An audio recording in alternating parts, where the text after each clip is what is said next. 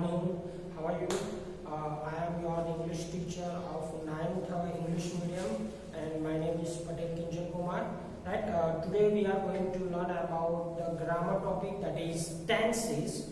And here you can see I have put today 7th August 2020. Right? The first topic of a grammar that we are going to look is tenses. Everyone knows around that to speak English properly, to just have a conversation properly in English language, we must have aware about the tenses.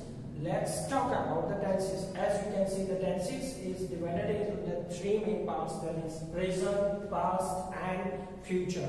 Present, that in which we are living, right? The present time is known as a present tense. The past, that actions are over, actions were already completed in our past, is known as a past tense. And a future, that upcoming assumption that we are putting in our conversation about that I shall go to school tomorrow, like that. These kind of statements will come under the title of future tense. Now, tenses further divided into several parts or segments that are simple, that is simple statements, continuous action, perfect actions and perfect continuous. Every part has its own formation. As how will we read these tenses? Right? See, simple present tense. We will read simple present tense. This is how we will read simple present tense. This is the proper formation to read the tenses. Now, as the same we can read continuous present tense, as the same perfect present tense and the perfect continuous present tense. These are the part of the tenses. The main tenses are present tense, past tense and future tense. Today we are going to look about simple present tense. Okay, let's have focus on the statement, on the topic title simple present tense. Simple present tense contains daily routine actions, and as we do daily in our routine, such as go to school, to have a bath, right? These are the actions which we do daily. Apart from this, the universal truth comes under the title of simple present tense. Universal truth, as sun rises in the east, like set in the west. These are the actions comes under the title of universal truth. And the rest, phrases, idioms and habits. These all are kind of actions comes under the title of simple present tense. Now let's talk about the formation of simple present tense. We have three types of formation of a sentence in a simple present tense. Not only in a simple present tense, but also all the formation of, you can see in this graph. Now we have affirmative, that is hakar, negative, that is nakar, interrogative, that is prashna. Let's talk about the affirmative formation. As you can see on the board, when we are just forming the sentence of simple present tense, we have to consider subject at a first place. Then we are about to put verb. In some cases, I have put over here a star. S or es as a suffix we have to put behind the verb. Later on I will let you know that when and where we are going to use s or es as a suffix to the verb. And the last thing is to object. Right? Here I have mentioned an example of simple present tense. You can see affirmative formation, subject, that is I, verb, that is drink, and object, that is water. I drink water. To drink water is a kind of action that normally everyone does daily. Okay? In a negative, just focus on the formation, the subject. Then to make our formation negative, we need to put not, and we are not about to put not directly. We need a helping verb as do or does, and then verb and object.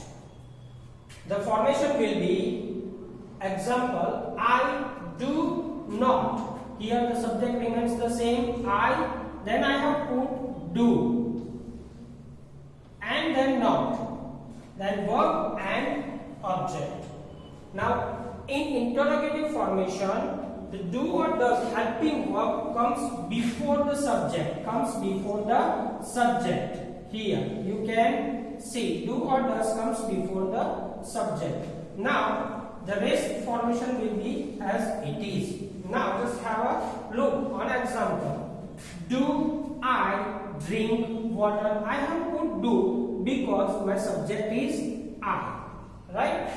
Do I drink water? Now never forget to put question mark at the end of the statement. Now there are certain rules to understand this tense. Let's have a look on rules. Put s or es to verb when the subject is third person singular. Sir, third person singular क्या होता है? What does it mean by third person singular? When we talk about the table, we can understand. See, this is singular form and this is plural form, right? In singular, the first person will be I, and the plural form of a first person I is we. At the same time, if we are talking about second person, we are about to put you. It will remain the same in plural form. And the third person that we are talking according to the rule, you put s and as, that he, she and it. These are known as third person singular, right? Or maybe the name will be there or maybe there. At the time we are about to put s and es in the formation, right? Now second rule. For example, see, if I put she works, the third person singular है, इसलिए I have put s or es after the verb. Now to make it negative, use do, does plus not before the verb, as you can see in the formation. How you can understand this? This is my verb and I have put not before it, and before not I have used do. When we should use does, it comes when third person singular, we are about to use does instead of do to make our formation negative. And the last rule is use root form of verb when we use does. When we use does, after that the verb comes root form, comes in the root form. As you can see in this example,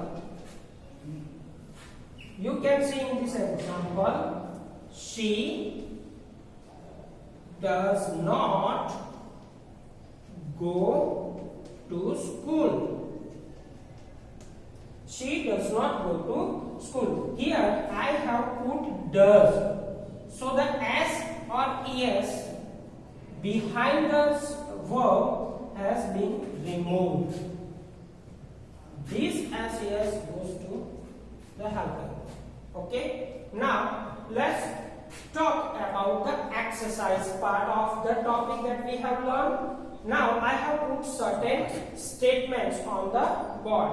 As you can read, C blank in HDFC Bank. Here I have written C. C is a third person singular, as we have understood earlier. You can identify it. She is a third person singular, so the form of verb will be works. यहाँ पे हमें s es लगाना पड़ेगा. Then the second blank, the sun. This is universal truth. If you can identify the statement, the sun blank in the east means this is universal truth. So we are about to put rises. Third person, again it is a third person singular. So rises in the east.